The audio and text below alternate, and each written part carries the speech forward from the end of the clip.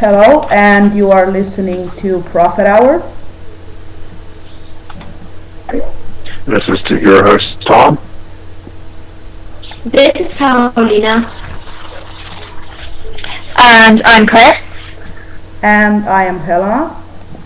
And welcome to the 2nd of November broadcast.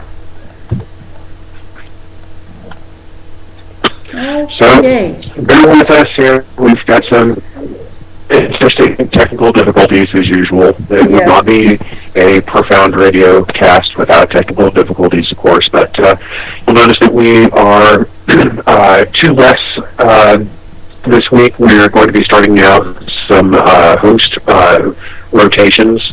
So Sookie and Luce have not are not joining us this week. We still have plenty to talk about, and since this is pretty much a new show still, we're still kind of sorting things out, figuring out how exactly things are best going to go. So we're trying something a little bit new with the solo essays. We're also changing up the order of how we do things here. So let's go ahead and jump right in. The first one we have up on the slate today is our lightning round, which is basically where we have pulled the audience, you listeners, as to what you want us to talk about, and from questions pulled from audience questions, or questions pulled from audience submissions. And the winner for this week was, are monsters still a relevant threat for the Winchesters? So we are going to have some flash metal on that. Starting us with Helena, you've got 30 minutes. Okay. So yeah, I'm certain with the beginning of season 4, and not necessarily 4, but since we've been introduced to the biblical aspect of the show, with each passing season, we sort of seem to lose some of the Monster of the Week dynamic up to and including especially seasons 8 and now 9. We hope it's not a lasting thing, but we will have to see. So the question, and I honestly wanted this poll topic to win, so thanks for voting, guys. Are monsters still a relevant threat for the Winchesters? My bets would be that even if we have not seen them around in a while, they're still very much a threat, and this will tie into each of our solo segments, as you will see later on the show, because, and if we remember that we still have no idea what happened to the alpha vampire, first and foremost, and we just, with this battle going on between angels and demons, I'm thinking that most of the friendly neighborhood monsters are going to be pretty pissed off with what's happening around here, because no one seems to pay them any mind anymore at least until we find out what Abaddon's plans are. So yeah, my answer to this question would be, I think yes, they are still a very, very important threat to the Winchesters, even if we have not heard anything about any of them in a while. I think they should really keep a lookout, because they're still an important part of, obviously, of the supernatural, and I don't think they've gone anywhere, and so they should really keep a lookout. That's my view on it. Makes sense. I honestly, I think that it's kind of a yes or no thing. Well, a yes and no sort of thing. Yeah, I mean, humans are strangely fragile creatures. We can get a bad cold and end up dying, or we can get vaulted through a freaking, you can fall out of a plane and still walk away from it. Humans are pretty strange critters, and none more so, I think, than the Winchesters. But this isn't the kind of show where you get a cough and it turns into pneumonia and someone actually dies on it, so... I think the way that they've been writing things, that with the Winchesters kind of leveling up, is they either have to keep finding better monsters, or they have to have the Winchesters get cocky and make mistakes. So these monsters still can be a one-level threat. It's just that they're going to have to start really getting creative in finding ways to make them a threat, because something like a poltergeist is really it's no big thing to them anymore. Hi, Jessica, for the chat. So I think, monsters can be a little bit broad if they're clever about it, and if the Winchesters aren't. Yeah. They do have a habit of not being clever at times. So yeah, it's already, I'd really, really like to see the monsters be more relevant too. Yes. Claire, chime in. Yeah. Is it me or Carol that's going right now? No, I think it's me. That's going now. It just wasn't. Yeah, Carol. Yeah, it's your turn, sorry. Okay. So, I think the main problem that I see is that on the show you don't get the you don't get the impression that Sam and Dean have just grown up and have become used to the monsters that they were dealing with or that are living on our planet. But I always kind of get the impression that the monsters themselves are losing their importance, their power, their danger. Like that monsters right now on the show are kind of degraded from what they were in the first 3 seasons. For example, what I'm going to talk about later is the topic of vampires and supernatural. Vampires were such a huge threat in the first 3 seasons, and then in season 8 we have Benny, and I love Benny, but he was like this cuddly big teddy bear sort of character a bit, and it just really doesn't fit into the image of vampires that have been created in the first seasons. And the same thing goes for demons in the first, especially in the first 2, and then in the third season too.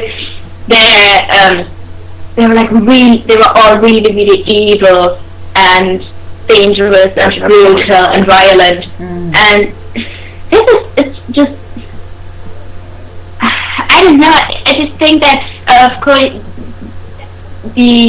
because the focus of the show shifted, the writers are kind of losing, this image of monsters as an interesting and important part of the show. And this is actually why I love season 5 so much, because it combines both things. And I really, really would like have an arc and the Monster of the Week arc. So I really, really would like season 9 to get back to that, and I think we saw it a bit in Slumber Party, and hopefully never gone like that, because this would be an awesome season. Yeah, so Claire, you can go on. Yeah. I agree with like almost everything you guys say. Like, monsters, they're still a threat, but whether or not like the show wishes to acknowledge them as a threat as a big threat to Winchester is like up to their decisions. But like, I feel one way where they could kind of change up monsters and stuff is if they show more kind of monsters teaming up with demons or angels, because we've already seen that in a way with angels teaming up with reapers, or reapers, regardless of the fucked up reaper canon, which we've discussed before ever. But like, so like, I don't know, like maybe like they could show like a demon hiring a skinwalker to, like, obviously go incognito and stalk the Winchesters or get information or something, or or hiring some vampire grunts to go in on a fight or something. But as monsters themselves, like, I don't see how, like, other than one monster than besides one one-off monster of the week episode, where they could be a huge season-long trash. So yeah, I don't have a lot to say because most of it's been said already. Yeah. It all really depends on, it's easy to talk about the supernatural verse realm as if it were a real thing, but in the end it's all up to the script writers and where they're planning to take the show. If they plan on introducing more monsters or just keep it to biblical lore. We could always still, it's been heavily hinted, Hannah, it's been hinted that like Benny will be coming back and that purgatory could still be important. So like monsters themselves, not maybe individual monsters, but the whole monsters just monsters as an entity could become very important. But I don't know, I don't think we can predict what's going to happen in season 9 because everything seems to be up in the air right now. Yeah. I kind of get the impression that season 9 is going to focus primarily just on the angels and demons, because the way that it seems to be headed is that the Carver arc looks like it's in line to wrap up the whole angels and demons thing, and what comes after that, it's entirely possible that they might reboot the idea of more the urban legend type monstery stuff as the primary threats. And while the idea of monsters teaming up with angels and demons is pretty neat, I don't think that most monsters would, because it's season 6, as the demons were like actively hunting down and torturing and kidnapping and torturing and killing monsters willy-nilly. So demons have made themselves an enemy of everyone. Yeah. Yeah. But that was Crowley's hell. This is Abaddon. This is under Abaddon's rule now. So yeah, exactly. I don't know. Maybe she convinced him otherwise. But that's what she wants. Like I don't know. Maybe Abaddon. She's an elite and she only wants demons and demons under her control. Like maybe she doesn't want them. But I just think it'd be a cool idea. I don't really think monsters for their part would care much. Yeah. Yeah, I think there's something in the for too. Yeah, I think Abaddon is kind of too vain and too arrogant to team up with other monsters. I don't know, I mean... Can you still hear me? Yeah, we can hear you. Yeah. I don't know about that. So okay. But I just don't know, can I just... Okay, because, Crowley was like... He was a tradesman. He was someone who would talk a lot and plan a lot, and I mean he even worked with Castiel, although he was really exploiting Cass, but he worked with him, and I think that Abaddon would never even consider something like that. That she kind of thinks that she's strong enough to do this on her own, that she doesn't really need help.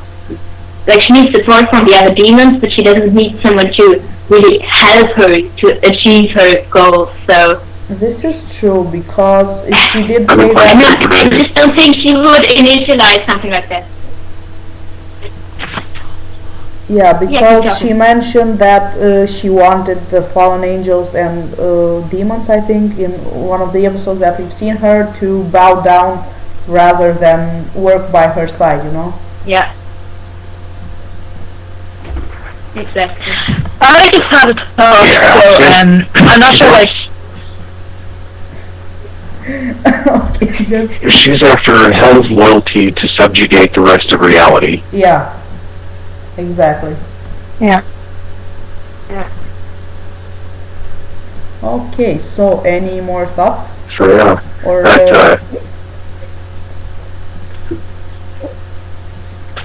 do you... That's about it. Yeah. So for the listeners, sorry, go ahead. No, it's fine. I was just saying that this topic will link well to us going into our solo segments. But just finish your idea. You were going to say something to the listeners. Yeah.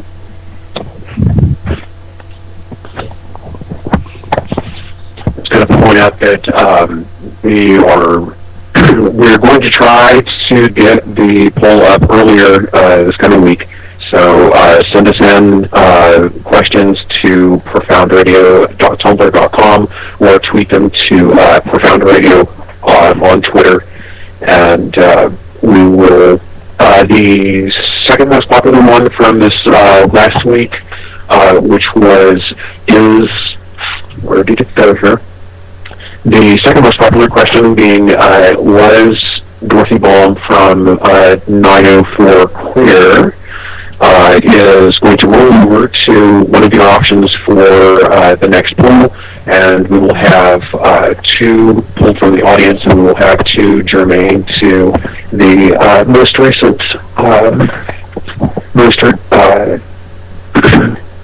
most recent episode. So we are going to try to get that up Wednesday. I can't promise anything because I'm not the one that actually puts those up. And now we are going to go to, since both Halloween and All Saints Day and Dia de los Muertos and all that good stuff was this week, we are doing primarily horror-themed metas. We're going to start with Helena. Go for it. So, yeah, in light of the most recent episode given to us by the completely awesome Robbie Thompson, I would like to thank him again, even if he can't hear me, for the episode he has given us. I'm talking, of course, about episode 4. After seeing this week's episode, I could not help but get all excited over the Wicked Witch. And I have decided to tackle witchcraft for y'all this week's Halloween themed meta.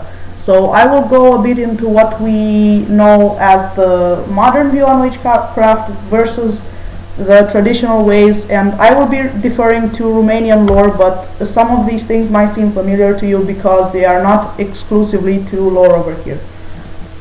So, in more modern views, what was once associated with the image of witchcraft is maybe not as often discussed anymore. Over here, at least, witchcraft is mostly practiced among the gypsy culture, and it's a culture that is believed to possess and to have possessed some of the most powerful spells and magic known to this date.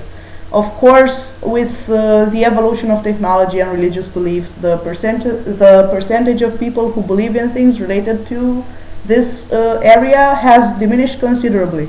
But believe it or not, around here at least, there are still some people who do believe in it.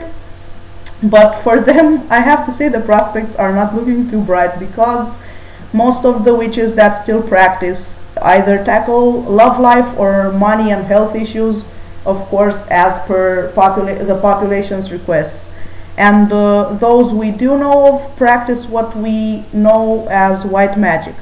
So according to some of the ideas we had on Supernatural, on the show itself, the appearance of a witch, at least in our days, is not exactly an out of the ordinary one, because around here too there are no specific traits which would pinpoint to someone and say, oh look, she's a witch or he's a warlock.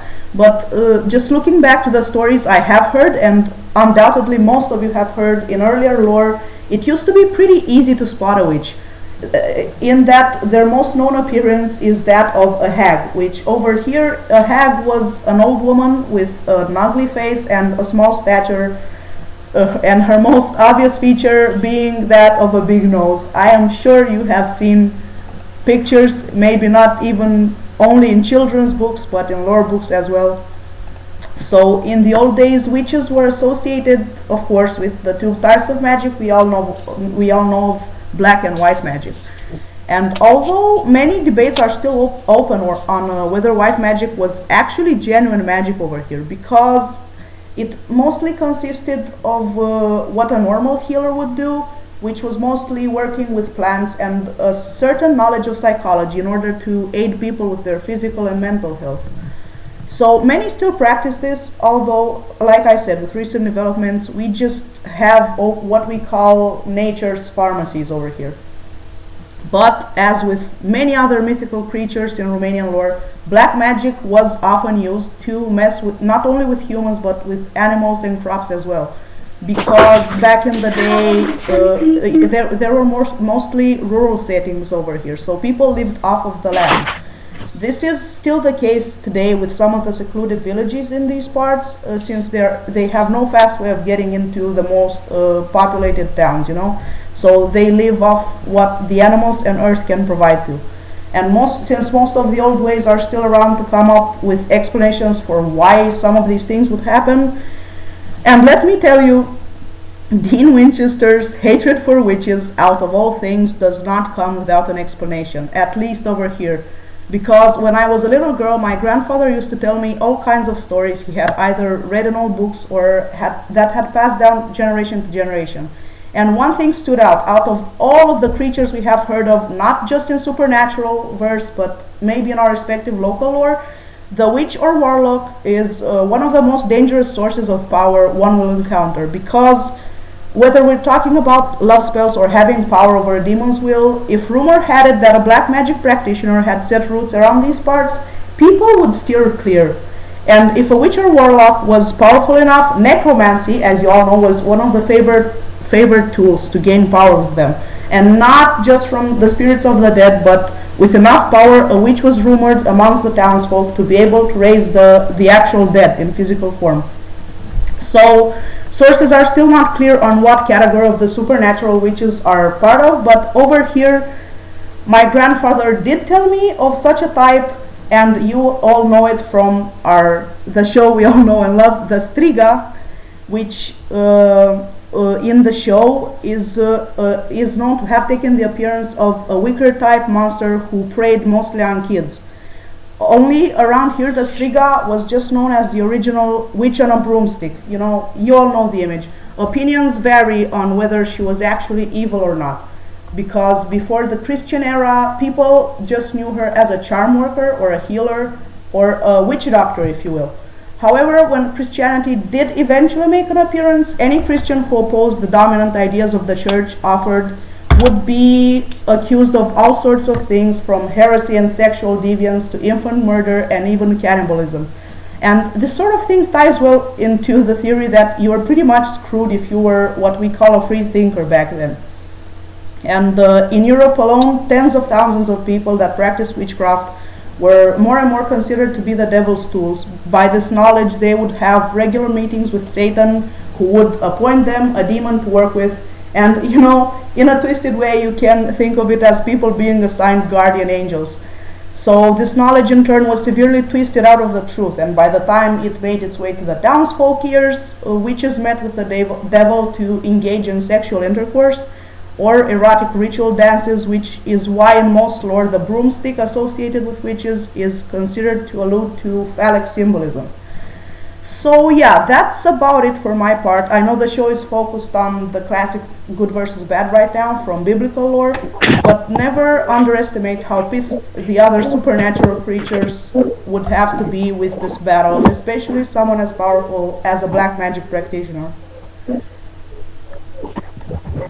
So yeah, that's... Can I just ask,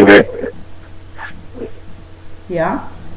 Sorry, can I just ask, the witch that we saw in the Wizard of Oz episode, am I right in assuming that she wasn't a witch in the traditional sense that we see them supernatural, that she was probably a fairy who was just really bad and really powerful? Witches, witches over here were associated, in fact, with the Fae, but not the light Fae, the dark Fae, obviously. And the wicked witch we've seen on Supernatural did have the appearance of what over here I mentioned we call a hag. So this is why I got all excited over it. And opposed to what we've seen so far. She was apparently... Okay, go. Sorry? What did you say, Tom?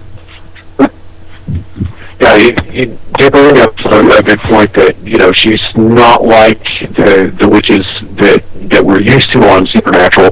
We've established that those are basically the whole medieval European Dark Ages idea of the witch as being a demoniac, as being a human practitioner of really gross dark magic, whereas the witch in 904 was she was a creature of some kind. That was not human. Like, she was immune to all sorts of shit. Like, they were throwing through all these various things, trying to find out how to kill her.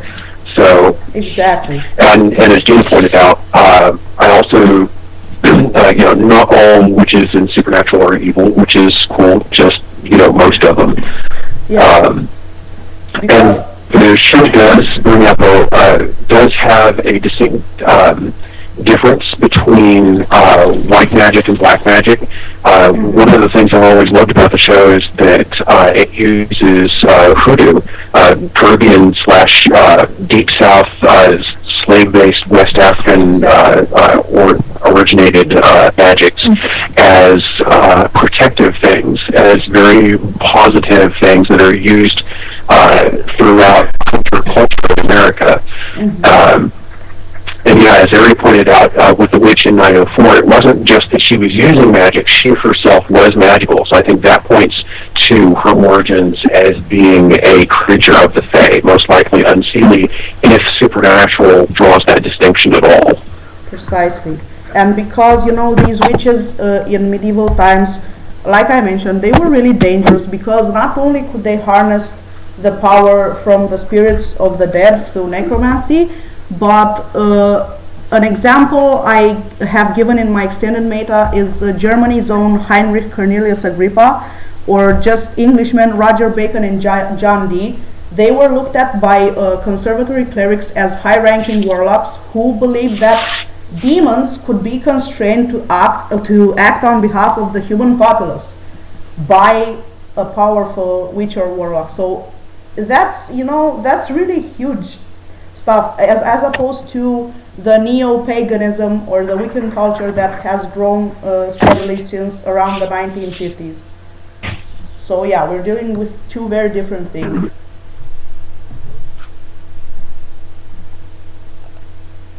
This is what got me excited about the 4th episode. When I saw the old witch in the form of the hag, I was like, oh, finally! I love the Wiccan culture, but I love seeing the representation for medieval dark magic.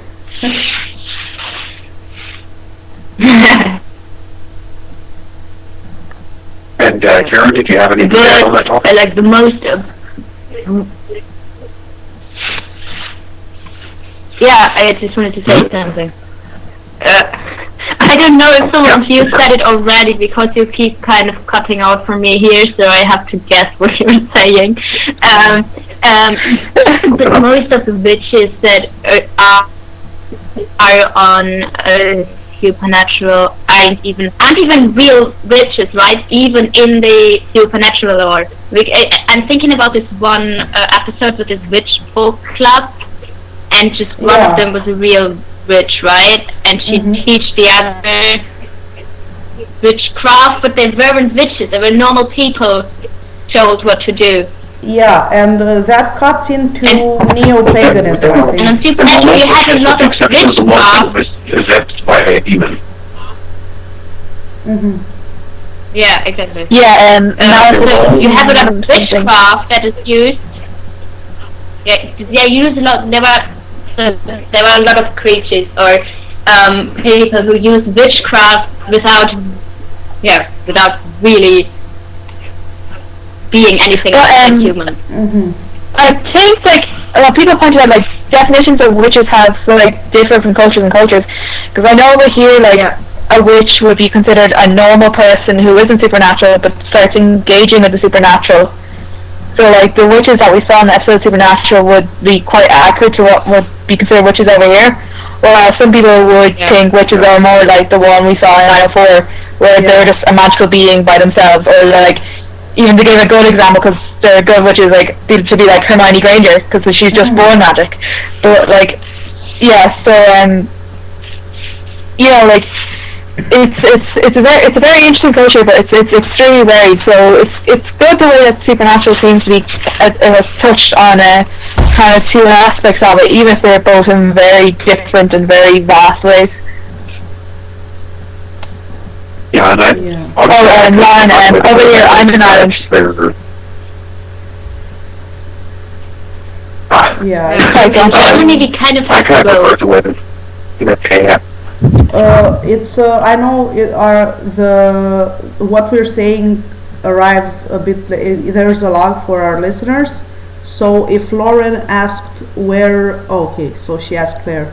But if you're wondering where over here is for me, it's Romania. Just to, it was apparently clear. I wanted to make that clear, yeah. Yeah, so in Germany we kind of have both, like we have this picture of Tom, are you talking? I seriously only half of what you're saying is going through, so I'm sorry if I talk over anyone. It's okay. Well, we are at 14 minutes on that one. We go ahead and move on to the next. Okay. Okay. Up next, it's Tom. I'm trying to get my freaking timer to reset. And I wanted to talk a bit about tulpas. That was a monster week back from season 1. It was 117, I believe. Yeah, it was 117. And honestly, I think that the neat thing about the tulpa is that it's perfectly encapsulated the show itself, because in real world lore is the idea of it stems from old early Indian Buddhism and Tibetan Buddhism. The idea is that someone who's enlightened enough can project their will and imagination and manifest their thoughts. Like someone enlightened enough could make a whole bunch of copies of their own bodies. Pardon me. Still a bit sick. And it's also said of these things that if it's developed enough, if this thought form is developed enough, that it can bud off and take on a life of its own, and like a child reaching maturity and being born, it can separate from its creator. And that's actually kind of a scary thought on its own. It is. So what Supernatural did with this, back when the boys were having to look up and do research on every single thing, like they were just getting out on their own as far as hunting goes, and didn't, they were not the hunters that they are now. They come across this thing that's changing constantly, and what the show basically did was it took this thing and made a transformative work of it. And that transformative work was the concept of the transformative work. The idea that as people talk about things and add on to it, and it circulates and changes with each iteration of the communication of the idea, that the idea itself changes in form.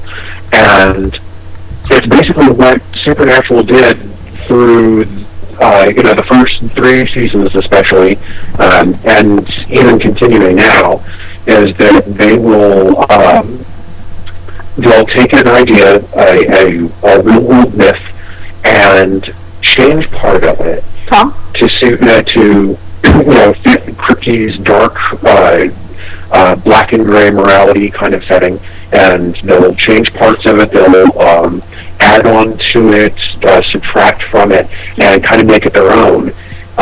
Even with well-known urban legends like the Hookman, they put their own spin on that. Angels and Demons, they put their own spin on both of those things and made it something that's fairly unique, but still very accessible, because it's still deeply ingrained and recognizable from our cultures. I think that's part of why Supernatural lends itself so well to fanfic, which is really just a transformative work. So that episode was a transformative work about a transformative work, and it was just kind of recursive and neat. But yeah, the act of doing that gives them so much leeway to make things so much darker. that's their what they tend to do is they'll find something like the leshy. I know some people are also kind of pissed off about that because the leshy is primarily a good a peaceful woodland spirit god thing, and it was turned into this man-eating monster thing. They did that with various deities that are worshipped by a lot of people. They made the Abrahamic god a complete deadbeat bastard. They take all these existing myths and change it and make it fit a horror setting even all more better. More better. That's great grammar. Go me. Chime in, y'all. I decided when Tom was talking about the fan fiction, the only thing popping up in my head is like, are you suggesting that if we write enough SDL fan fiction, it will become canon? Only if we have we need to start putting the tulpa symbol on our pics. And then Helena. Oh man. Oh my god. Yeah, but You're very professional, you're professor. No, that's not what I wanted to write. yeah, it is an interesting concept because Oh god, please. yeah, I think in many cultures the main idea, even by supernatural standards, is that the mind is our most powerful tool, and even in certain cultures it could achieve so many good things but also creepy things by using your mind. And I actually think I read today on that with some nuns that acted like stigmatas. Stigmatas, basically someone who suffers the wounds that Jesus Christ suffered when he was crucified. So some people told of a story where a nun, she was so convinced that yes, I am this, and that a nun actually believed she had been hit by a Cupid's arrow, and for no known scientific reason, just because, and some people say that just because she thought she was flaming hot, very high temperatures, and some people actually believe that at one point they grew in height, which would be scientifically impossible, like half a forearm higher than their original height, and that the nun who experienced this in her mind, her blood was boiling hot. She started bleeding from her orifices, and no one could touch her. No one could touch the blood because it was just boiling. And my conclusion is that yes, the power of the mind is creepily powerful when you want it to be.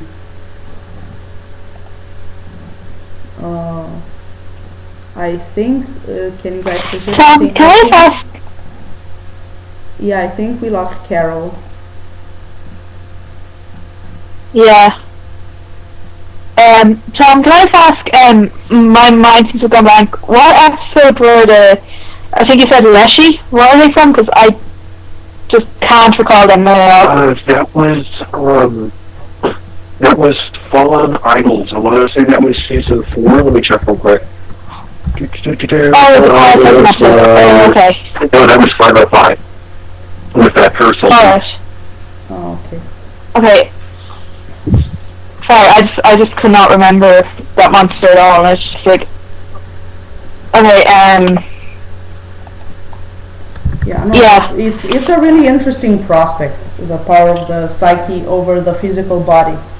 It's amazing to study, and there's a lot to be studied, if I may say so. Okay, so I think we've lost Carolina for a bit, so we lost Carol, so we'll just go on. I'm trying to get her back. Yeah, while we get her back, we'll just let Claire go. So will I just? Yeah, so I'll just go on there. Okay, so like basically, I'm just gonna do like a kind of general comparison. Like, have you got Carol back?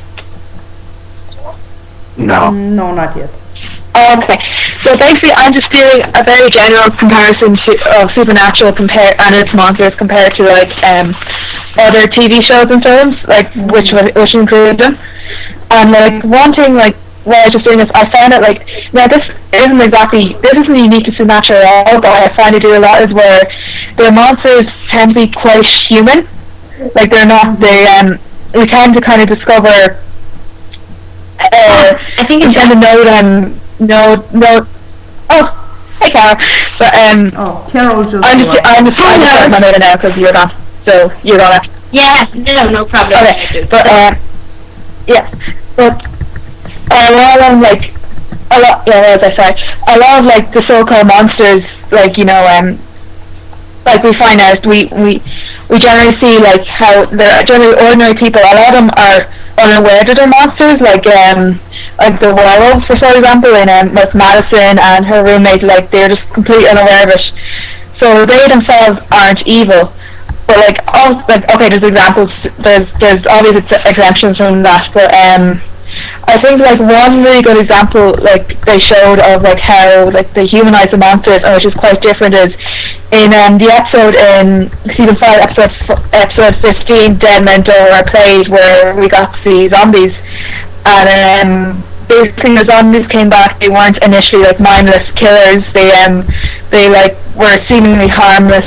They had the memories. They want to come back, and they very slowly changed against their own will and became like quite evil, which is like a vast contrast between like shows like The Walking Dead or 28 Days Later, where they're just plain out there to kill people.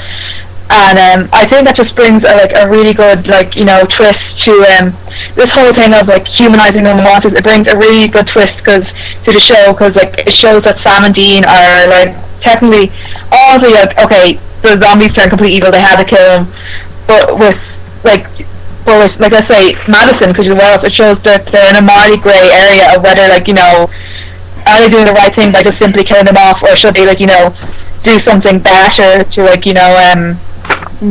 maybe have another solution to this. And another thing I noticed is I know Caroline, you're talking about vampires, so I won't go too much into it, but like in Supernatural, like vampires themselves aren't really romanticized as they are in Twilight. I hate to mention Twilight because I don't like comparing it to other vampire novels. I'm going to mention Twilight too, so go on. Yeah, but they're not romanticized. If in Supernatural, if you get turned into a vampire, it is like literally one of the worst things, or any monster, is one of the worst things that can happen to you. It's not shown as an amazing, beautiful, eternal, forever with your soulmate or anything. Like, you basically, there's hunters who will want your head, and you live up blood for the rest of your life, and when you die, you go to purgatory and you fight all these other nasty creatures for the rest of your life. It's not seen as cool. And even in season 6, we see that Supernatural it kind of breaks the fourth wall a bit and shows that the Twilight vampires are all popular, and that there's this nest of vampires that are taking advantage of this, and it's really gross and seedy, and turning these young girls against their will, and it's just, I just like the way they've kind of subverted that image of vampires, which are such an iconic and so famous, and and I just kind of turned it on their head of it, even though it's not a huge aspect in the show. It's just something I kind of picked up on. And compared to other TV shows, Supernatural does a lot on, they do a lot of subversion of opinions. An obvious example would be a lot angels aren't just good creatures. Some of them can be bad, even if they're on the side of heaven. And then we have a good vampire like Benny. And yeah, I know, I feel if anyone has any other TV shows they'd like to mention which Supernatural differs from, in the chat, or even you guys on here, it'd be great to mention, because I don't know if you can tell, but my mate was quite rushed. So it's fine. Just any of that stuff. Creatures, of course, supernatural creatures creatures would differ from one TV show to another in the same way it differs in various cultures. Lore. Yeah, exactly. Yeah. Yeah. I think Well, the great thing there I is was going to say that that, in my meter, but sorry. So I was actually going to say that in my meter, but I can say it now and then leave it out because it isn't the main point. So what I think is that we just have for a lot of creatures that are featured in Supernatural. There is a lot of lore and a lot of different lore from culture to culture, and I think what they managed really well was to establish the basics of the monsters, and then develop from there on, so that taking all the lore in consideration and then doing something that fits all of them. Like, for example, with the vampires, there are so many different ways to kill them depending on where the lore comes from, and they just erased it all and said the only way to kill a vampire is to cut off his head. So I think what they were doing is they were doing these moderations to the lore in order to make it more general. In order to make it more applicable to, more applicable to, to just different variations of the same story. Yeah, because severing the head. the neat thing is that with vampires, as with so many other predators, is that with what they've actually done with vampires is that in rejecting this whole Anne Rice, Varney the Vampire, romanticized version of vampires as being these sparkly, pretty, tragic hero type things. God. As you dealt with, like in Vampire the Masquerade, also. They're actually taking it back to the older stories of vampires, the more true to the original lore, where vampires were really freaking gross. It wasn't this great thing, and in Supernatural, they really get down into the myths where, the monsters are monsters. Yeah, and with they kept it true to a lot of cultures. They kept it true to a lot of cultures, because even here, for what you all know, I mentioned before as Strigoi, for their death to be more definite, they used to cut off the head and stuff the mouth with garlic. So a variation of that is definitely found everywhere and in every culture. I do like the way that Supernatural has so many monsters to choose from. It's not just I use vampires, but I can't use them because everyone knows vampires and we're all most people be up to date in the lore. But we have skinwalkers, we have topaz, we have zombies, we have different variations of zombies, even different variations of ghosts. Before I started watching Supernatural, I had I barely heard of these things. So part of the fun, especially the earlier seasons, was for maybe the first half of the episode is learning about this new monster and getting creeped ahead of it. One example would be Aruguru. I would have never heard of Aruguru before in any show, but then Supernatural does a really good episode on it, and suddenly there's just a new bit of lore that you weren't aware of before. Exactly, and even the thing I mentioned from, I don't know which season it was, but it was pretty educational as far as that goes. I guess especially for anyone that's not, American and already steeped in American urban legends. Yeah. And even for what I mentioned in my own segment about the Striga, I was really excited because my grandfather just told me about that. My parents had no idea. So when my parents first saw the episode and they mentioned the Striga, I was like, oh my god, did you know that? Oh, and I went on explaining, and my father just shushed me because he wanted to watch the episode, and then afterwards just where do you even know this stuff? So So yeah, it's really exciting to have seen them tackle different creatures on the show beside the obvious werewolves and vampires and ghosties and demons and whatnot. This is why I could appreciate Supernatural in the early And the variety is good. Yeah. Yeah.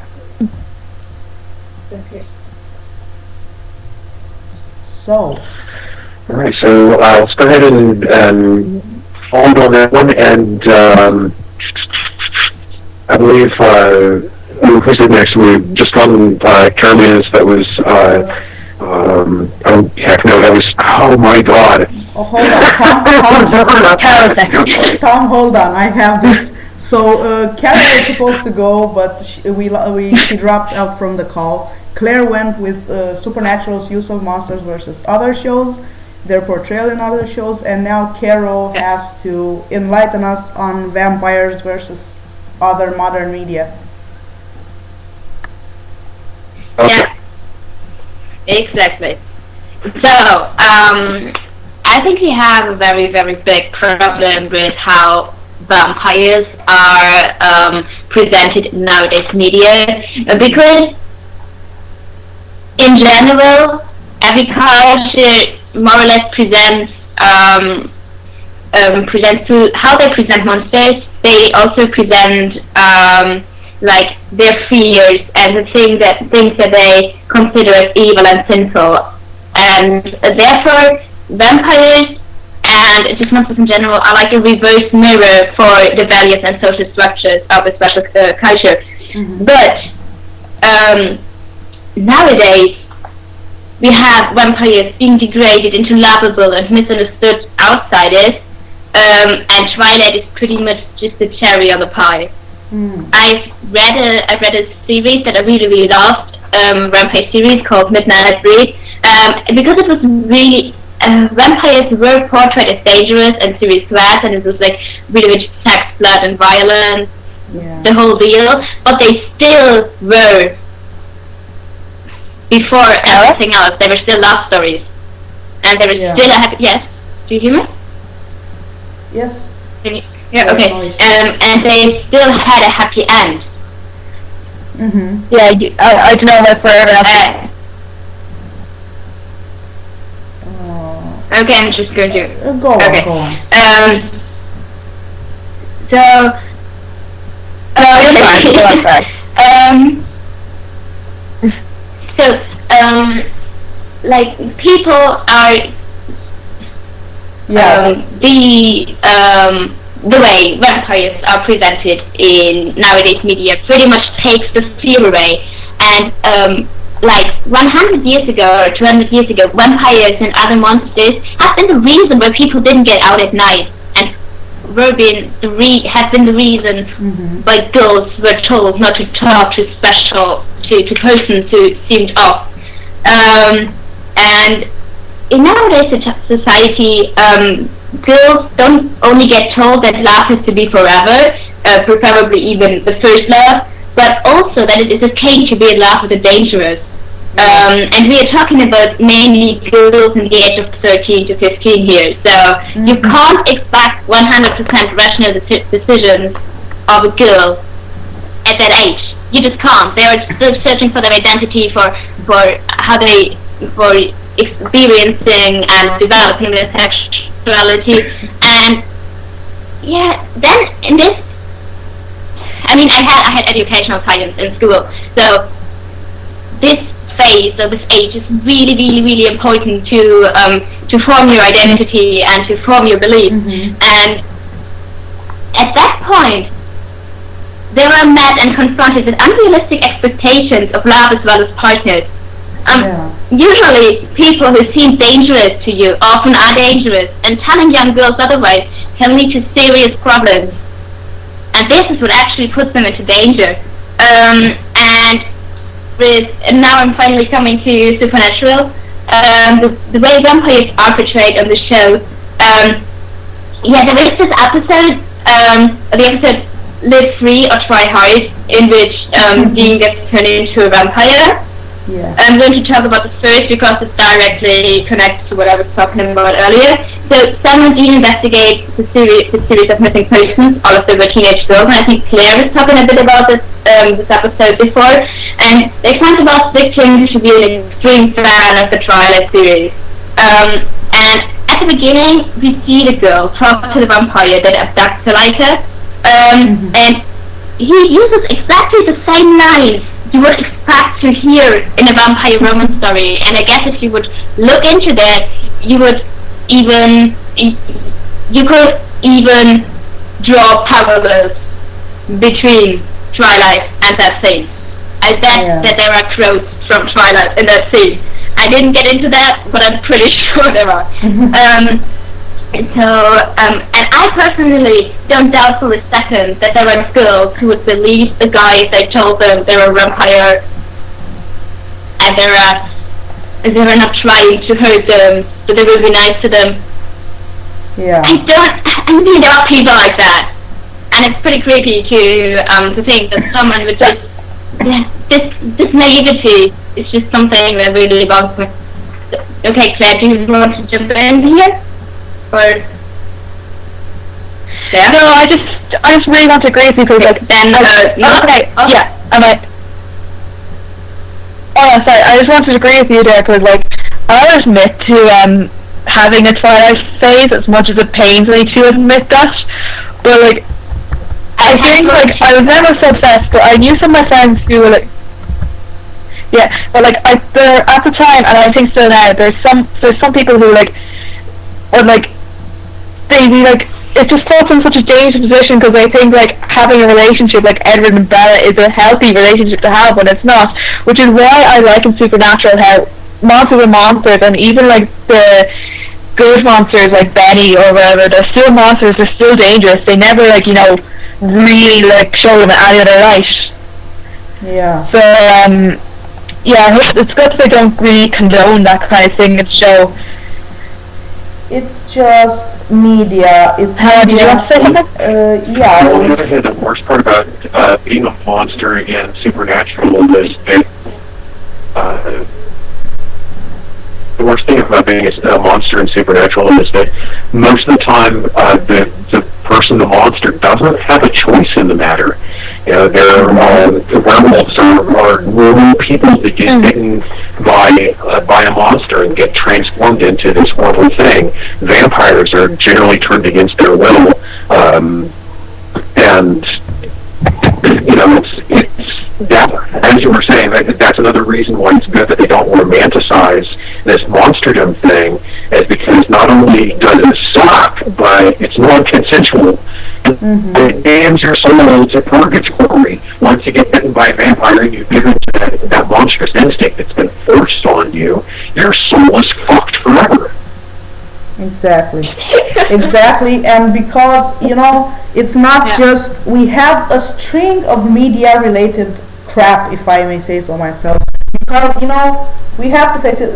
It all started with Bram Stoker's book Dracula, and the people who actually bothered to read that book would know that in the book Bram Stoker by any means does not romanticize Dracula. Dracula is not portrayed as this immortal lover or looking for, oh my god, if you guys have seen the Francis Ford Coppola's Dracula, that movie in the 90s, it's really romanticized, and even then it started with the 90s, and then we got a hint of what back in the 70s or 60s or whenever the Hammer Productions aired, we got a hint of the scary thing Bram Stoker was trying to portray with Christopher Lee as Dracula, and definitely going even way back to Nosferatu in 1922. That Nosferatu, you can show me all of your TV shows today with True Blood, with Vampire Diaries, with movies like Twilight. They all, even if True Blood is a bit more hardcore, if you can use that word, it still has the romance theme, whereas if you have watched Nosferatu, no gore and no horror movie today will creep you out like the original Shadow on the Wall.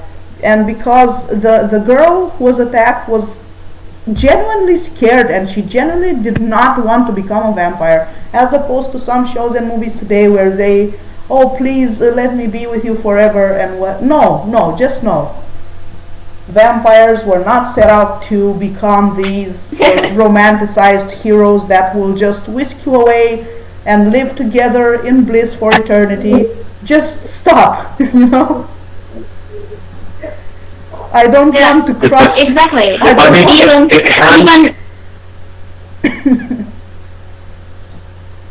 Yeah. It has its value. But I think there does need to be more awareness in fiction and amongst consumers of fiction that, you know, that the underlying themes of what's going on here.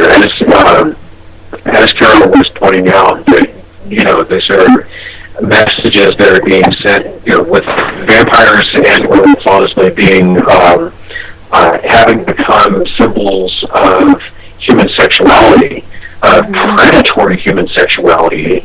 We really need to be more aware of what sort of messages we're sending with, you know, prettying up, you know, throwing glitter on these mythologies. Yeah, and you know, even as portrayed. Exactly. And with that, I'm still. Helena, I still have to finish my meter. So I'm just going to jump in here because I still haven't really talked about Supernatural yet. So I'm just going to wrap this up pretty quickly because I think that the discussion is going into a very interesting direction. So I don't really want to completely kill it. So what the rest of my meter is basically saying is that we have a very, very huge variety of different characters. There are vampires on the show, and they don't only differ in their character traits, but also in their opinion on humans and how they treat them. So we have some vampires that really, really hate humankind, or just like egoistic and don't care about humans and just see them as prey, like the vampires in Dead Man's Blood, the whole group around Kate and Luce that steal a cold in season 1. They practically abduct humans and keep them as prisoners to feed on them whenever they want. Then we have in Bloodlust. Yeah, right, exactly. That was the word I was searching for. Then we have the vampires in Bloodlust. These are the vampires that don't feed on human blood, but again, this might remind you of Twilight because they also don't feed on human blood, but the reasons are completely different because the vampires in Bloodlust don't give a shit about humans. Don't care, they don't do this because they think humans should stay unharmed, but because they say we don't want to be hunted down, we don't want to survive. There's nothing to do with that they feel connected to humans or are sorry for them or something, which is more how it is portrayed in Twilight. And then Fresh Blood was in season 3 was the most terrifying vampire episode ever. I think the problem is that Gordon Walker pretty much creeped the crap out of me as a human already. But it's the first time, but with Gordon as a vampire, we get to see like the full force of vampire strength and vampire abilities for the first time. Like even in the episodes before, you don't really, they are not that threatening, but Gordon really is just like, if I hadn't known that, I started watching the show when it was at season 8. If I hadn't known, I would have genuinely thought that Gordon was about to kill Sal. That is what happened. I really would have been convinced that this would happen. Then come back to the Free and Try Hard. Yeah.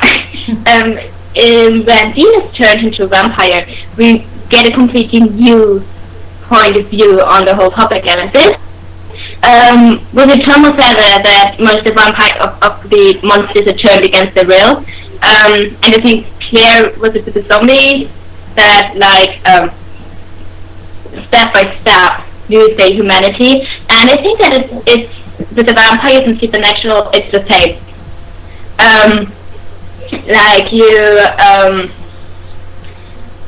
like Dean tried so hard to control himself to not hurt Lisa, but I think if he would have stayed a vampire long enough, he would have turned just into one of the human-hating, egocentric vampires. Because this is just the curse that a long life, or an eternal life even, has. And with the instinct, there's just going to come the point where you can't fight them anymore. And now I talked about that already, and I know I complained about any, but I'm still convinced that if he hadn't needed Dean in purgatory, he would have killed him when they met. So the friendship that grew out of that was kind of it was a coincidence. And you scratch my back, I'll scratch your relationship. Yeah, exactly. And even if Bunny, when he came back, tried so hard to stay away from really drinking a living man's blood, he still did. I consider it was canon. It wasn't the deleted scene, but I consider it canon that he attacked a human. And even this nice guy, even this cuddly teddy bear, as I called him earlier, is dangerous. And I think we're just reminded of that. And I really like how Supernatural portrays vampires. Although I think they should, I wish that they bring them back for more than just being killed off in like 2 minutes. I mean, there have been so many vampires on this show, but all it's just been there for half a minute, or you've seen Dean hunt a vampire, but they haven't really, besides Benny, had a big role on the show. Since season 4, basically. I disagree to that. Yeah, and he as a vampire. Yeah. Can I just disagree to that? Like, I don't really think, I never really saw Benny as this cute and cuddly person. Charles himself is adorable, but it was always apparent to me since Benny came on the show that he was dangerous as fuck. I thought he was really scary and extremely intimidating. And I know he was he was portrayed as a good character. But up until was a taxi driver when he went out. Up until Taxi Driver, I was still a bit unsure of his motives. I was convinced Dean was going to have to kill him. He actually fed off someone. I didn't think he was going to die that way. Yeah. But yeah, I still I just never saw him as cute or friendly kind of vampire. I just always thought he was dangerous. Yeah, no, you're right. Agree. I mean, but I was just taking the comparison the southern accent for being friendly. And the friendship was a foxhole thing. They both found themselves in a situation where they needed each other's help, and it went from there. And that's friendship happen completely by accident. But I honestly think they did a pretty good job with presenting him as not a good guy, but as a potential ally monster. And I really wish that they had not killed him off so that he could stick around as sort of somewhere between a spot and an angel, so that they have they know he's out there somewhere, and they're really hoping that he's keeping his nose clean, but preparing themselves for the potential that he's really on. But I don't know. I feel like I'm saying like Benny was always dangerous. Like if we saw the show from his perspective, I think he would have the same view as Dean. Even though Dean had Tin out and stuff, I think like Benny, when it came down to it, did not trust Dean as much as he wanted to, because Dean himself was just as dangerous as Benny was really. Yeah. Yeah, because after this consistent motive of everything that supernatural must be killed, it's been around 7 seasons of that, so we could not expect Dean to suddenly. I mean, he did so with Benny because obviously he helped him get cast out and himself, but it's just you can't erase 7 seasons of the same thing over and over again. Just kill everything that's supernatural. They are not trustworthy, and vice versa. Dean is in the end the hunter. But yeah, Benny, the way Benny went, it kind of sucked. I'll admit to that.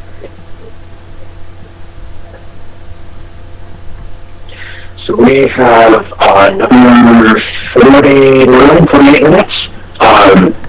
We're going to an open forum topic. We actually have 2. Basically, which one do you want to tackle first? The parallel worlds or Dean's expression stuff? Now let's do the parallel worlds. I think that fits a bit better with the theme. But if we've got time, then we'll tackle the Dean thing. So. Yeah, we actually didn't get a lot with parallel worlds, I didn't get a lot of detail in what the topic is here, but basically the existence of parallel worlds in Supernatural was kind of a broad-ass topic. It is. Okay, what do you know how to say about it? We go of Earth, Heaven, Hell, Purgatory, the fairy realm, which is broken into different places within it, which makes sense, I guess. Earth has some very, very, very varied geography, several islands in the world also, and then we have all canonically existing alternate realities like the metaverse and I was going to say Terrible Life, but that was actually real world stuff, just with a lot of people they need, and Inverse as an alternate timeline. Yeah, I don't consider N-verse a different verse though, because I just think it was just kind of like a hallucination that Zachariah introduced in Dean, a very vivid and extremely realistic hallucination nevertheless. Yeah. But I don't actually consider that like an actual place in Supernatural canon. That's just my opinion. Like, it's been so much worst case scenario that I think Zachariah wasn't completely lying to Dean for the images he gave him, but he was definitely exaggerating. Yeah, and this ties with like everything in Inverse was I can't think about it without getting super emotional. Yeah. I know, like, it's probably a bit off topic talking about Inverse. I think it was a real possible timeline that Zachariah cherry-picked because in that specific potential timeline, things went the way that Zachariah wanted to present them to Dean as happening. So if we assume the potential of infinite timelines based on different decisions that any given person makes at any given point in time, creating, splitting off the parallel worlds, or maybe it's just really important things that change at certain points that make parallel worlds. But the reason why I say that this is most likely a real thing is that Lucifer knew about all this. And if Zachariah had made it all up, then why was it referenced in the quote-unquote real supernatural world? So I say that, yeah, it actually could have happened. It was probably almost, well, not really supposed to happen. It was supposed to win. But it had a real potential of happening. But it was just, he chose that specific one. He cherry-picked that. Yeah. On that theory, if they were to go with Inverse, I think Zachariah, if he did get a bit of a glimpse into the future, and if they do choose to go down some version of this road, Zachariah might have adjusted events based on what is going on. Might have created events based on the character's psychological status at that point, because Zachariah, I can't believe Zachariah didn't know. I mean, obviously he knew that Cass at that point would do anything for Dean, for the brothers, and Dean, season 4 Dean did not have the character development that season 8 Dean or season 9 Dean has. So on that theory, yeah, I think he did get a glimpse into the future. If they choose to go down this road, just he adjusted it with where the characters were at this point. I think we might have lost the stream. Is it buffering for you guys? Yeah, but I think. Oh. No, I think we're back. I can't see it. I think we're back. Okay, but I was saying that. No, I think we're back. How was asking. Is it fine? Okay, so what I was saying, concerning Antwerp is just one thing, because I think we should then go back to the actual topic. Is the fact that what actually made the important change after Antwerp was the fact that Dean called Sam and told him, okay, you can come back. Because in Antwerp this didn't happen. In Antwerp they stayed separated. And then it happened, and I think that the whole Lucifer storyline set in very much earlier in Antwerp. And so Dean didn't have the opportunity to have the character development because Sam wasn't there, and because he was desperate, and he just blamed everything on him. Like, he had a character development, but it was just a negative one. Yeah, based on what the character makes me so sad. Yeah, Tom? Another thing that points towards that having been a real potential world is that the last time that Zachariah pulled that sort of thing on Dean beforehand was it's a terrible life. And he said at the end, no, that's all real case, real people. He just, plucked the Winchesters out, fucked with their heads a bit, and put them in a new situation. He didn't make all that up. It wasn't a big hallucination. He wasn't, acting like a djinn there. He was using the real world stuff. Yeah, exactly. I wanted to mention. Yeah, but I think he would take the risk that there was something losing or something unrealistic, so that they would look behind it, or see behind it. Yeah. You know what I mean? Yeah. Avast virus. Definitely. Avast virus database has been updated. Definitely, Zachariah went for something that will have happened, and if it will eventually happen. But back then, it's definitely not the case, as Tom mentioned, and I wanted to say, as with the Jinn. Whereas with the Jinn, it was just a world that they created inside your mind based on your secret wishes or whatever. But I don't think that's something Zachariah did.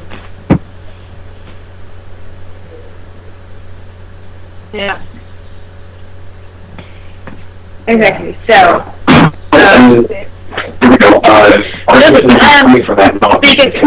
Talking about the actual problem.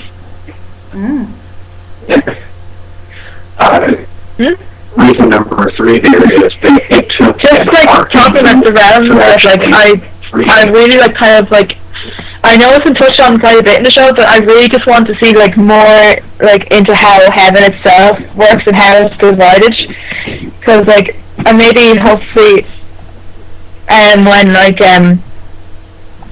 we maybe get in the orange season when we start doing Metatron again, and we just learn more about heaven and its different factions, and like there's obviously the like thousands upon millions of different heavens of the people who've died. Then like there's the heaven in which the angels share, and like I just think it's very interesting and like how they've decided to go that way for them. Yeah. Mm-hmm. I don't. Yeah, I think Tom wanted to say something. I think we're coming through a bit later for him.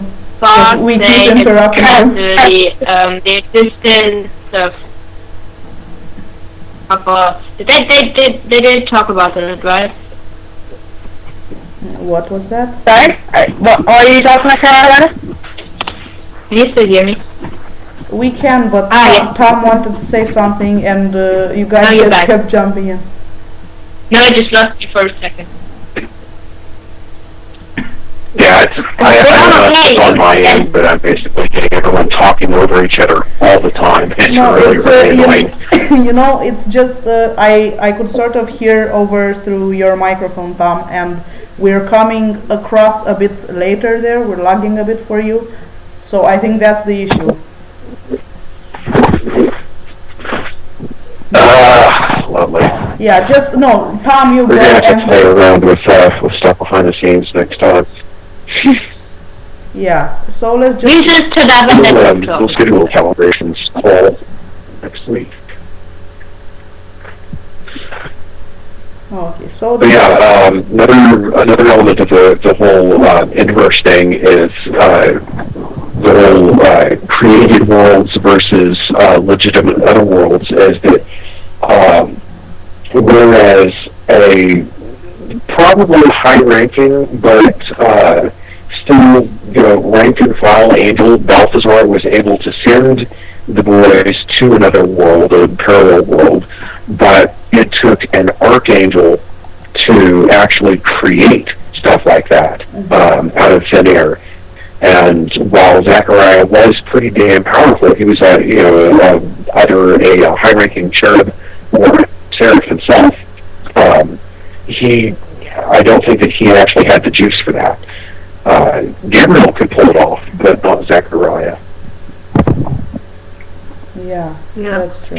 I just want to talk, I think, the way, in, people's own personal heavens, they're,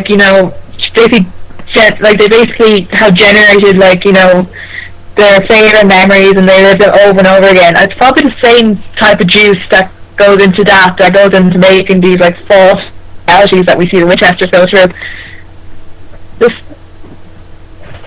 just kind of how the angels operate, and yeah. what they, and they use the tools they have at their disposal. Mm-hmm. So obviously it's this whole generating of realities around people. It's something they do all the time and been doing for millennia basically. So yeah, obviously it seems quite obvious for them to just use it in these situations as well. Mm-hmm. That's just a thought I had just there now. So I don't know if that would have been apparent to everyone else before, and I'm only thinking of it now. But yeah. Yeah, main point is, so far, after several seasons of focusing on biblical lore, the main possible parallel realms right now are the main three of heaven, hell, and purgatory. And obviously, people came in with the knowledge of heaven as the ultimate good place, hell as the ultimate evil place, and purgatory and even over here we learned in Bible school that purgatory was more of a place where souls entered to get purified so they can move forward to heaven. Yeah, that's what we were told as well. Yeah, so but Supernatural kind of toyed with this because obviously heaven is not the perfect place we would think about. Hell is still over there somewhere. But what I am still wondering about is they are going to tackle the issue of Sam leaving the door to hell open into purgatory. I wonder if they'll go back to that. Oh yeah, the plot hole. The literal. the literal plot hole he left open. Yeah. Yeah.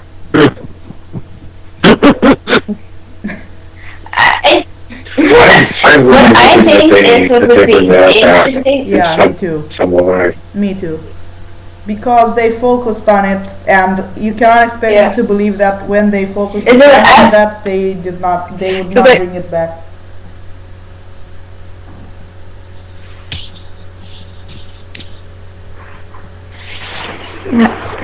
So what I would be interested in seeing in season 9 is actually, I mean, we've had a lot of like spiritual things with other religions included in Supernatural as well, like in Hammer of the Gods with Kali and all the other Asian gods, the pagan gods. Or don't let me lie, but it was Osiris, right? In the episode where they brought Jill back as Ghost, it was Osiris, right? So ancient Egyptian religions, and just they had their own version of heaven and hell as well, kind of. Yeah. So, for example, with Greek mythology, with the Olympus, with Hades, like what I would just really love them to get more into that, because if the gods exist, that these places have to exist as well. Yeah, and at least I'm convinced it was a major deal because that they should, because they're not all living in heaven, right? Yeah, even there was an entire other culture and an entire other world before Christianity. And if they were to delve more into paganism, it would make me happy. I cannot lie to you.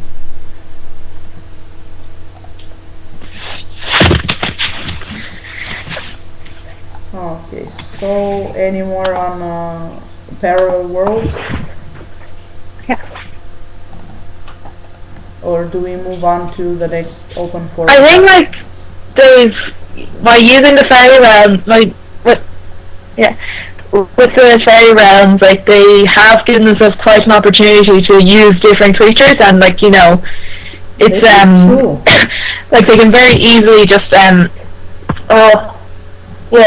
it's just like they've opened up a whole new world for them, and it's full of opportunities and what they can do. Like they can have Sam and Dean go into it, because we now see from the Wizard of Oz episode that it's possible to enter the fairy realm. I can't remember in the other big fairy episodes.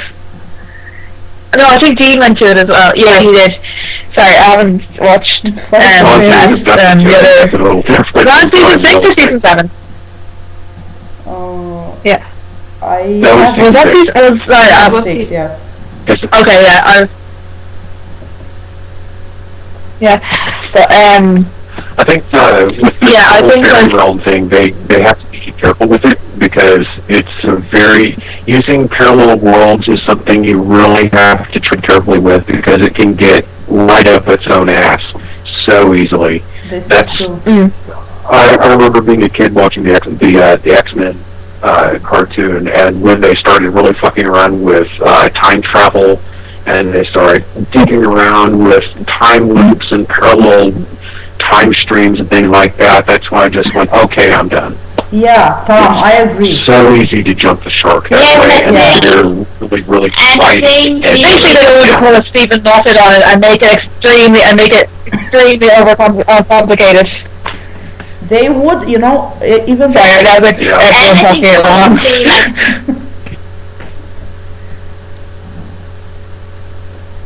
that would have. If they would, the whole clap your hands if you believe.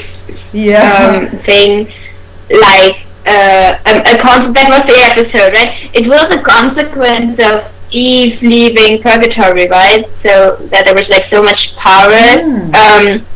How do you say it? English language. There was just so much power being set free that it kind of ripped open.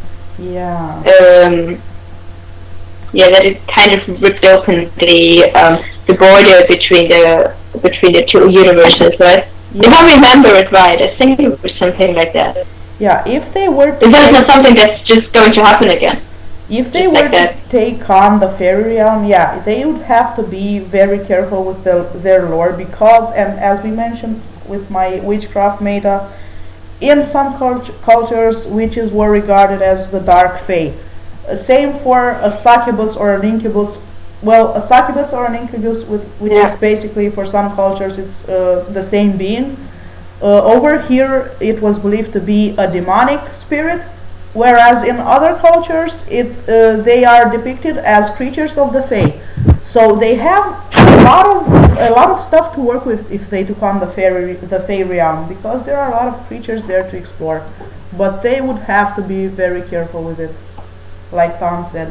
Because yes, Tom, I did watch X-Men as well, and I was so confused Yeah, when I but- started messing Yeah, but around when with time traveling. If they do an incubus or Yeah, something, another example. I'd be cool with that as long as the racist truck people do not write that episode. Oh That's my all I'm god. gonna say. Yes, I agree. Oh my gosh. Do not let them near that creature. In all because fairness, if the racist truck people ever write another episode, I'm not watching it. because it's bad enough, the incubus and the succubus, basically what they are is depicted as the same being, the succubus being the female, the incubus being the male. The succubus would have sex with men in their sleep, collect the semen, and then turn into an incubus and go on and impregnate women in their sleep. So you can imagine how that episode would turn out. I don't even want to imagine. I think it'll be pretty damn well how they'll play out. Sighs loudly. I feel like we've jinxed ourselves right now, guys. I just feel like season 10, we're gonna see a succubus episode, and it'll be the fucking racist truck people get ready. Oh god. Let's hope not. I was literally writing I would not watch it. Anyway, have about a half hour left. Do you want to keep going on the the parallel worlds thing, or do we want to move on to something a little less horror? Yeah, I think we could. Our last open forum. Yeah, I think we could move on to that. Bring back some of the positive character development. Yeah, question here is, do we think, based on what we've seen thus far, that we're going to see Dean becoming more comfortable in expressing himself in front of Sam? Mm-hmm. Yeah, so with my budget, can you start on that? Okay, so what my first thought was when I read that question was actually that I think it isn't a problem Dean has with Sam, but a problem Dean has with himself. That he just can't. There are a lot of feelings that are inside of him that he can't even admit to himself. And I'm convinced that a lot of them center around Cass. Again, completely independent from the fact whether you ship this yell or not. There is just such a strong bond between Dean and Cass, and even that friendship is so strong, and I think it scares Dean sometimes. Mm-hmm. You see how much Cass would do for him, or how much he's willing to do for Cass. So he kind of shuts himself down to that kind of thought. Because he's still, even if he had a lot of positive character development, he's still a fragile being. And I think that he still needs, I think he is becoming more comfortable with it, but there is still a very long way for him to go. Yeah, for me, season 8 was sort of... Agreed. Yeah, season 8 was sort of, even, Jensen himself said that Dean sort of went through a kind of rehab in purgatory, and he definitely came back a lot more different. And for me, season 8 was kind of Dean's road to, and with the peak going towards episodes 16 and 17, Dean's road to accepting it to himself, and even, involuntarily in episode, I think it was episode 18, when Sam asked him about it, and Sam didn't mention feelings, and he just went, what, like my feelings, and involuntarily he almost kind of wanted to admit that to his brother, but then just backpedaled the hell back. And for season 9, I think, yes, he still has a lot. If they moved in towards that direction, he would still have a lot to work with as far as his personality goes. But I think we could be seeing positive development in, not admitting it out loud to everyone else, but at least to Sam, because it was not a coincidence that in episode 4 he admitted out loud to Sam that no one wants Cass there more than he does. I think, after all, because Dean has survived purgatory, and the absolute strength and sheer skill that involved, Dean no longer has to justify himself as daddy's good little soldier, as this super macho figure anymore, because he knows himself that he is capable of being that, and that he can move on knowing that that is also kind of a part of him, but it's not really how you say he no longer has to prove it to himself, because he knows he can do it now. He's finally, just after purgatory, he said it purified himself, and it's almost like he's finally moving out of the shadow of his father, and can finally be the person he really is. And it was sort of when it's almost like he's discovering who he is outside of the hunting life now. Yeah, it was sort of being pulled out of him. Dean knows that he wants to send her. A theme for both brothers of being purified. Yeah. The word dislike is so awful. Yeah, I agree.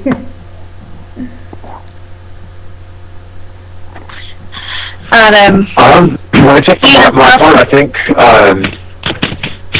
Dean, with Dean's psychology, I think he wants to get Sam to figure things out, but he's also very afraid of it. So in the end, it might be just as likely that Sam just kind of gives up and calls him out on his shit, whatever that particular thing might be, and it's something that's happened in the past. It's they've had points, and don't ask me to come up with examples right now. They've had points where Dean has been, closing off and trying to act like he's fine. Whole masculine platonic ideal. He's got his affectation of sang-froid, and Sam just basically goes, "You're full of shit, and I can see right through you. Talk to me."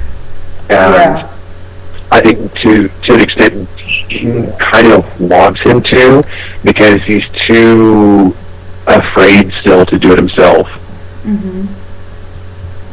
Yeah, that's true. That's very true. But I'm hoping after.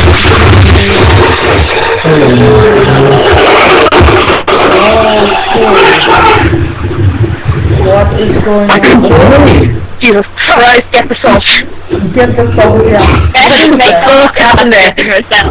Whatever that is, mute your voice.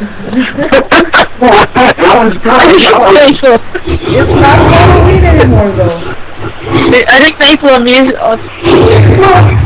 Yeah, Maple. I think Maple and Mute are so by accident. It's Maple. Sorry about this, guys. Maple is hosting the for those of you that are wondering, Maple is hosting our calls. So I think Snap it on Twitter as well. So I'll text her and tell her. I'll text her, I'll text her. Meanwhile, just go on with the... Yeah, so she said a text.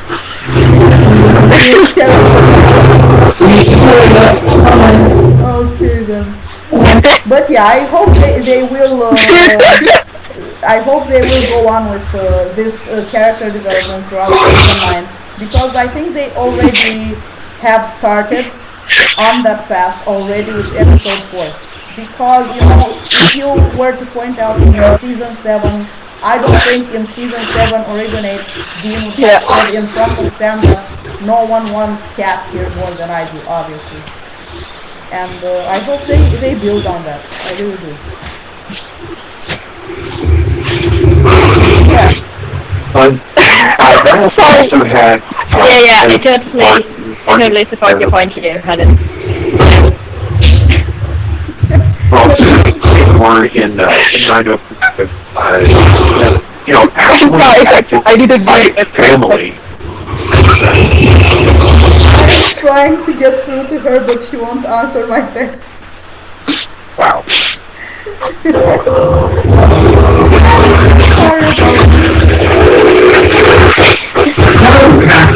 about I can text her about It sounds like someone is... Okay. it sounds like someone who is... Let's play up the Halloween podcast with Ray Cherry. Okay. She muted herself. Okay, go on. Okay, there we go. I think Ben is I can't stop laughing. Okay, so go, Tom. You wanted to say something?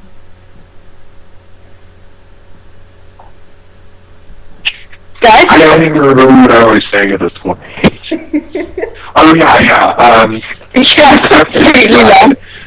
904 actually for Crystal. What? Oh. Okay. So, yeah, the laptop unmuted itself. Okay. So I think we actually had it in more towards being able to express himself like that, and not necessarily just the whole, pointing out that he wants Cass there, but the fact that they were, just getting together and doing family stuff. As, even if that was kind of in the midst of a case, or maybe that was before, I have to actually rewatch it. But they were, geeking out together and, teasing each other. And that teasing kind of apparently kicked off some people, but they're brothers. Speaking as an older brother, we tease each other. Yes. And, it's not necessarily literally saying, "Oh, Dean, I know that you don't ever read things with that's not porn." It's just brothers teasing each other. We fucking do that because guys are assholes. I agree. I have an older brother. And I remember some people got really angry about that comment what Sam said. Mm-hmm. I agree, I have brothers and sisters, and those people got angry at that comment that Sam said about, books without the pictures, and I was like, my brother reads, I read, so many books, and, I can imagine my brother saying that comment to me if I, said, oh, you're reading a book or something like that, or, he would say the thing right back at me with full knowledge that, I am not right or whatever, but, so I don't think people should take, those kind of comments too seriously, because, it's like when, Dean calls Sam a girl because he's long hair, when, other than that, Sam is pretty fucking masculine, it doesn't mean, Dean actually sees Sam as, a feminine character, or anything like that, it's just taking the piss out of your brother. Absolutely. Mm-hmm. Yeah, that's all it is, honestly.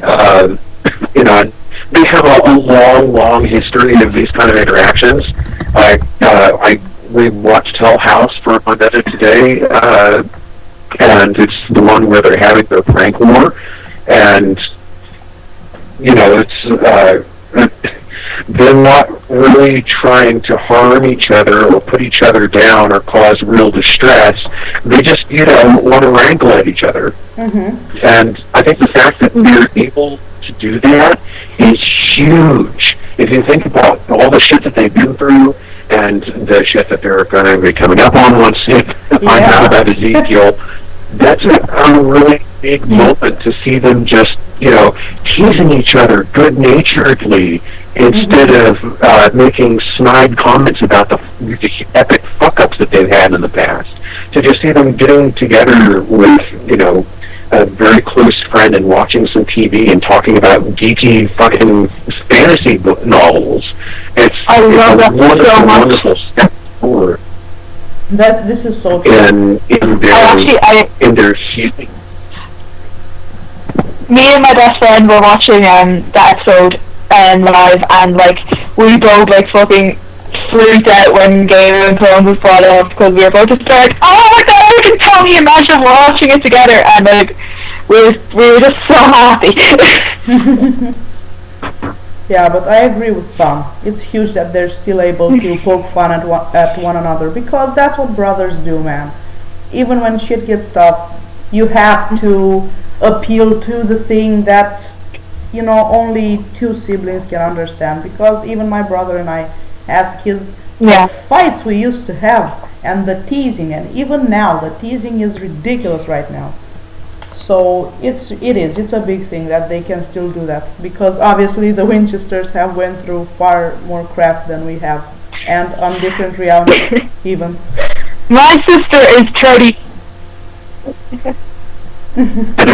My sister is 34, and sometimes if you heard our conversations, you swear to God we were both 10 years old. The amount of stupid crap we say to each other sometimes, but it's just pure sibling rivalry, and it's healthy. You have to one up on them, especially because I'm the youngest. I'm I get picked up all the time.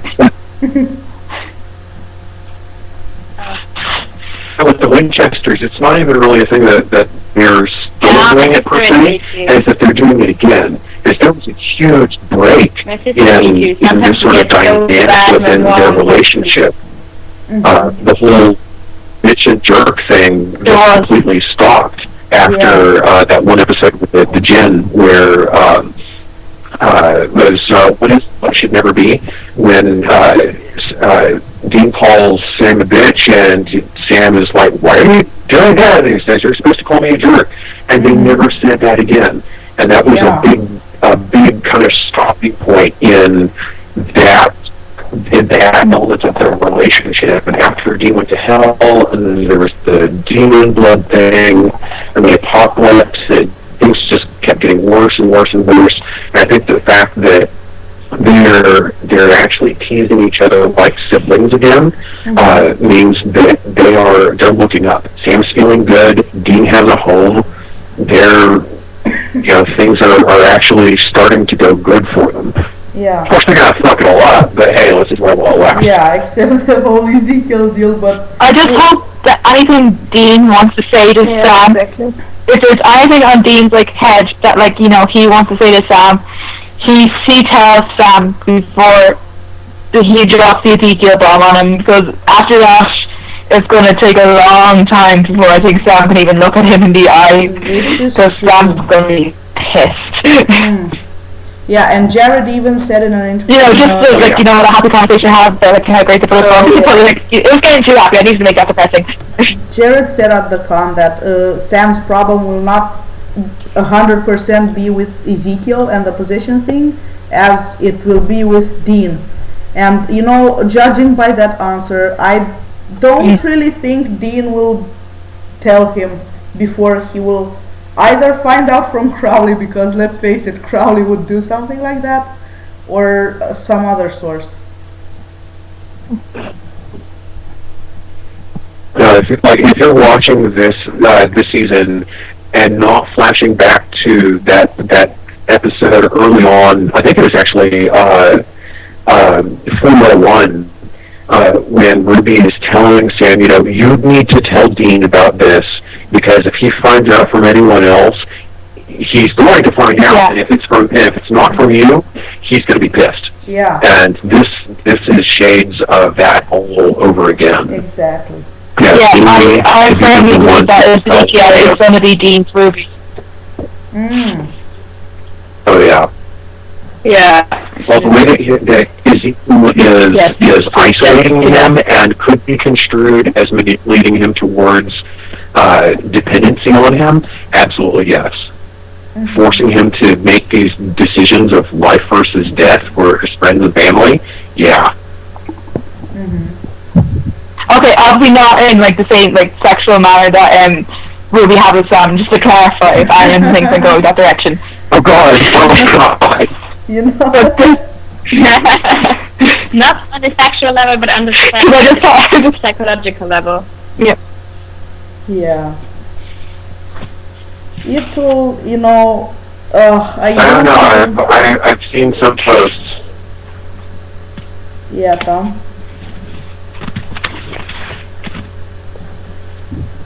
Oh no, it's just going to point out I've actually seen some posts of a very one-sided Ezekiel/Dean, wherein Ezekiel is completely besotted with Dean, and Sam still doesn't know what's going on. He's waking up, finding a journal of love letters to Dean. Like, who is this? This is Dean Ezekiel. Dean is like, oh my God, no. Oh my gosh. I have not seen that. I mean, yeah, like, I think I've seen people start writing fic about it, but not to that extent with the letters and well. Yeah, I've seen a Dean Ezekiel Facebook. It sounds like a plot to like a really, really shitty rom-com. Oh my God. Oh gosh. A bit angsty though for Zeke. Poor Zeke. Angsty, yeah. Yeah, the log is just going I think nuts. what it comes down to is that if the brothers are going to, if their relationship is going to survive at all, Sam has to find out from Dean, because if he doesn't, then, I mean, we've seen the fact that the two of them, 4 or 5 years later, are still sore as hell over the whole Ruby and Demon Blood thing. Yeah. Mostly because Dean didn't find out from Sam. But we will. So here's hoping on Dean, a mistake. Yeah, because but Dean has sort of a different point of view on the whole thing, whereas Sam, I admit Sam is going to be really pissed because, and I mentioned before, after years of being given crap, I can't not believe that he'll be pissed, but we will have to see how he will react from his own point of view, because let's face it, Sam and Dean are not really that much alike as far as personality is concerned. So it's all really just waiting to see how Sam will deal with this sort of betrayal as opposed to Dean, because Dean, even in Sacrifice, he mentioned that he was still upset over the whole Ruby deal 4 seasons later. So yeah, what I worry about is that Sam will turn all his doubt, all his anger towards himself, because this is what Sam does. This is we have moments and we have phases where he is really, really angry at Dean, but in the end he's always searching the fault in himself. And really complicated. Maybe, I don't know, there's so much he could blame himself for. Like, he could blame himself for not letting Dean do the trials, not being strong enough. Because, especially the last thing, I think it's something that that pretty much drives Sam. Like, he always tries to be better, and but he always feels like he doesn't try to. One thing that surprised me, sorry, one thing that kind of surprised this season, maybe we're going to get touched on more, is Sam doesn't seem to be that much upset about not finishing the trial, if you know what I mean. He's more kind of that went to shit. Hold on, but I thought he'd be more kind of determined and finding a way to let himself dying, because obviously Dean's not going to let him die. But right now he just kind of seems to be accepting that what happened.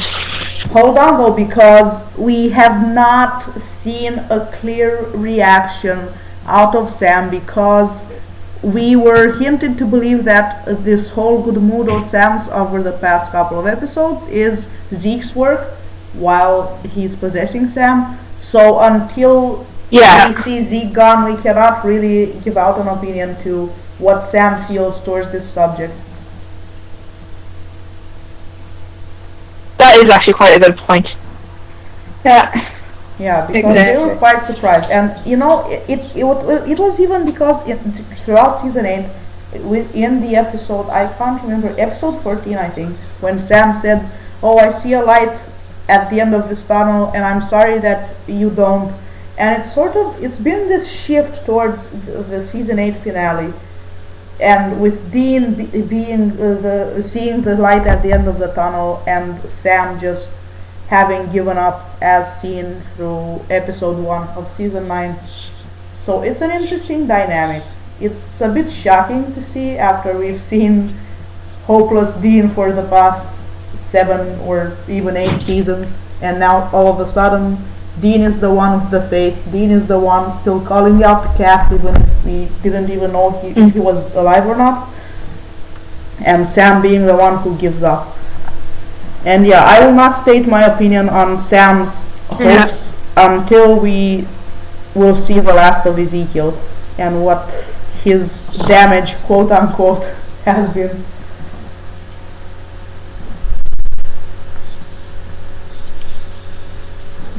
Okay, so as far as for this is going to be painful. I think it was too early in the season really.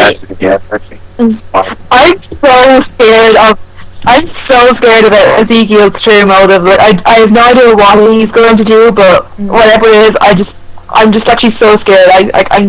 I'm so afraid he's just going to take full power over Sam or anything like that. I'm just really scared. And I have a lot of emotions. We all are.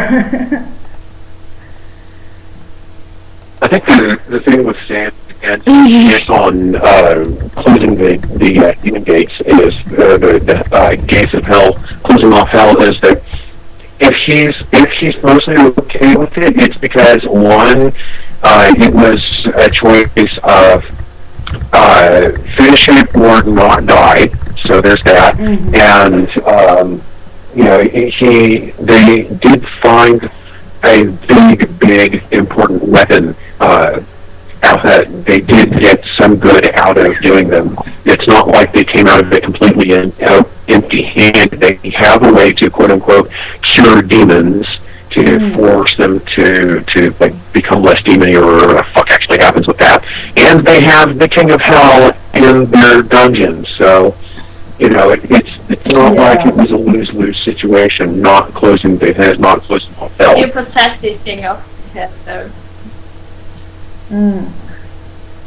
I don't know how much they will get out of Crowley in the end. I am hoping, I'll be honest, Crowley's one of my...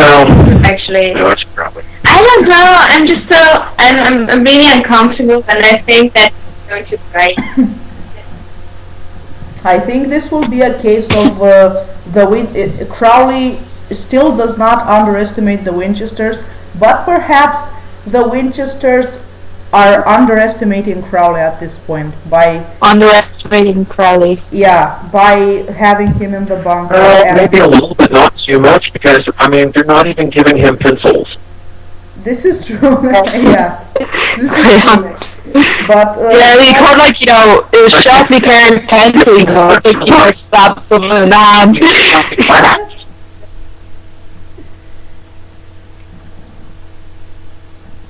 Okay, this log is killing us. I don't know.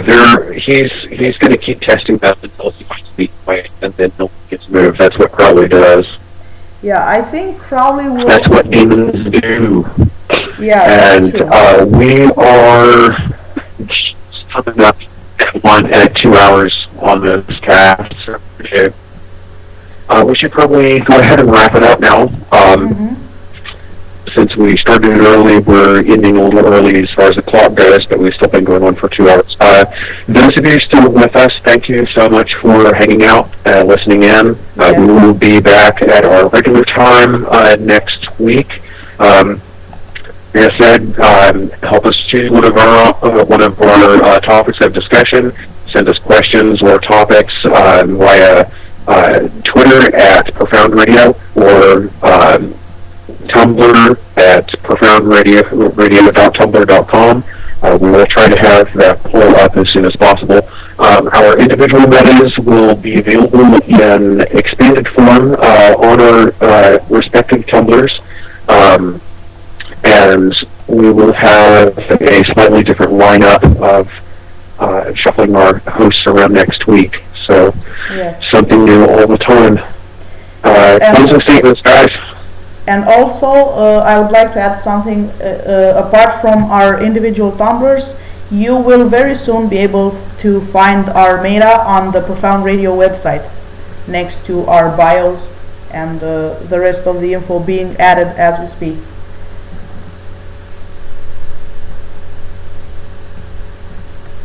Okay, so it is awesome. Yeah. Okay, so yeah, I think that's looking it. for the announcement on that. Yeah. Yeah, I'll definitely make sure to keep you all informed. Yep, I think we're okay. Yes, we're Yeah. good.